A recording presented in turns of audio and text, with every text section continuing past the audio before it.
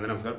నిన్న మొన్న చాలామంది అడుగున్నారు, మోనాలిసా అది ఏమైంది, అప్డేట్ ఇవ్వండి. ఈ నందూస్ వరల్డ్కి సంబంధించిన అప్డేట్స్ ఇచ్చున్నాం కాబట్టి ఆల్మోస్ట్ మనం ఇచ్చినటువంటి అప్డేట్స్ కానీ రీసెర్చ్ చేసి ఇచ్చినటువంటి డేటా కానీ మిగతా వాళ్ళందరికీ హెల్ప్ అవుతుంది, సంతోషం. బట్ వీసాల వల్ల ఇంకెవరు మోసపోకుండా ఉంటే చాలు, నా ఇంటెన్షన్ ఒక అది. ఇక్కడ ఈరోజు మోనాలిసా సంబంధించి కేరళ హైకోర్టు అండి, జడ్జిలు ప్రాంతాలకు అతీతంగా ధర్మానికి, నీతికి, న్యాయానికి కట్టుబడి ఉంటారు. వాళ్ళు ఈరోజు మీరు కేరళలో ఉండటం మీ అదృష్టం అని కేరళ హైకోర్టు అంది జడ్జిలు. దాంతో ఈ మోనాలిసా ఫర్మాన్ వచ్చేసి ఏమన్నారు, అవును సార్ కేరళలో ఉండటం వల్ల మేము బతికున్నాం, లేదంటే చచ్చిపోయి పాడకని వాళ్ళు అన్నారు. ఏమైంది, మధ్యప్రదేశ్ కోర్టు కానీ అక్కడ పోలీసులు కానీ వాళ్ళు ఏమంటారంటే మోనాలిసా మైనర్, ఫర్మాన్ ఖాన్ గారు ఆమెని లోపరుచుకున్నాడు, మాయమాటలు చెప్పి పట్టుకొచ్చాడు, కాబట్టి protection of children from sexual offences అన్నది మేము పెట్టున్నాం, పోక్సో కేసు పెట్టాం. ఆమె మైనర్ కాబట్టి అపహరించి తీసుకెళ్ళాడు, కాబట్టి ఆమె మాకు అప్పచెప్పాలి అంటారు.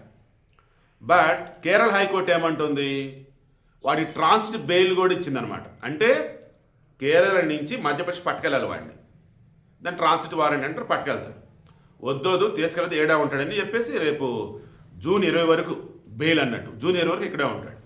ఈలోపుకి ఏం చెప్తుందంటే Kerala high court, Monalisa date of birth వచ్చేసి 2008 జనవరి.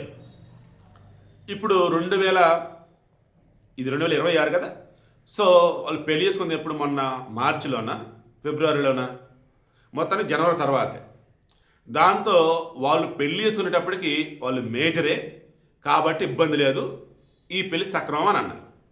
మధ్యప్రదేశ్ హైకోర్టు కానీ వాళ్ళు కానీ ఏమంటున్నారు, ఆ అబ్బాయి ముస్లిం, ఈ అమ్మాయి హిందువు, పెళ్లి జరిగింది గుడిలో, రిజిస్టర్ చేశారు. అలాగే రిజిస్టర్ చేస్తారు.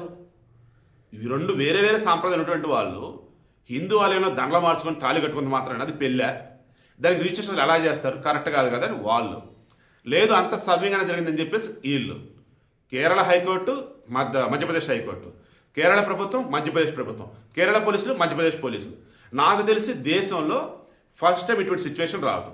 ఆ పోసలమ్మ పిచ్చి పిల్ల ఏందో కానీ ఏం చేస్తుందో కానీ, బంగారం లాంటి భవిష్యత్తు, సినిమా ఆఫర్లు, ఫ్యామిలీతో వచ్చి బ్రహ్మాండంగా బతకాల్సింది, ఈ ఫర్మాన్గా ట్రాప్లో పడిపోయి పిచ్చి పిల్ల లైఫ్ అంతా స్పాయిల్ చేసుకుంది. సో ఇప్పుడు ఏమంటే కేరళ హైకోర్టు వచ్చేసి మీరు అదృష్టవంతులు కేరళలో ఉన్నారు, వాళ్ళు రెచ్చగొడుతున్నారు. అవునవును మేము అదృష్టవంతులు కేరళలో ఉన్నాం, లేదా చచ్చిపోయిన వాళ్ళు. మధ్యప్రదేశ్ మరి ఏం చేసిందో చూద్దాం. సుప్రీంకోర్టు దాకా వెళ్తుందా, లేదు already national commission schedule tribes వాళ్ళు ఆల్రెడీ ఆ అమ్మాయి మైనర్ అని చెప్పే ఉన్నారు, గట్టిగా పట్టుబడి వాళ్ళే కలగ చేసుకుంటారా, let's wait and see. Present అయితే కేరళలోనే ఉన్నారు, సేఫ్గానే ఉన్నారు. రేపు 20వ తారీఖు వరకు వాళ్ళని ఎటు తీసుకెళ్తుంది, వాళ్ళు కేరళలోనే ఉండాలి. ఈలోపు మద్రాస్ హైకోర్టు ఏదైనా సాధించగలిగితే, మద్రాస్ ప్రభుత్వం కానీ నేషనల్ కమిషన్ షెడ్యూల్ ట్రైబ్స్ ఏదైనా చేయగలిగితే, అప్పుడు ఈ మోనాలిసాని, ఫర్మాన్ ఖాన్ని మధ్యప్రదేశ్ తీసుకెళ్లే అవకాశం ఉండొచ్చు. మీన్ వైల్ వాళ్ళనైతే ఎవరు టచ్ కూడా చేయలేరు. మద్రాస్ సైడ్ క్లియర్గా ట్రాన్సిట్ బెయిల్ మంజూరు చేసింది, అంటే ఎవరు పట్టుకెళ్ళలేరు. అండ్ ఈమెకు వచ్చేసి మేజర్ అని చెప్పేసింది, కాబట్టి ఆమెకు నచ్చింది చేయొచ్చు. అండ్ కేరళలో ఆటోమేటిక్ వాళ్ళకి ఫుల్ సపోర్ట్ ఉండే ఉంది.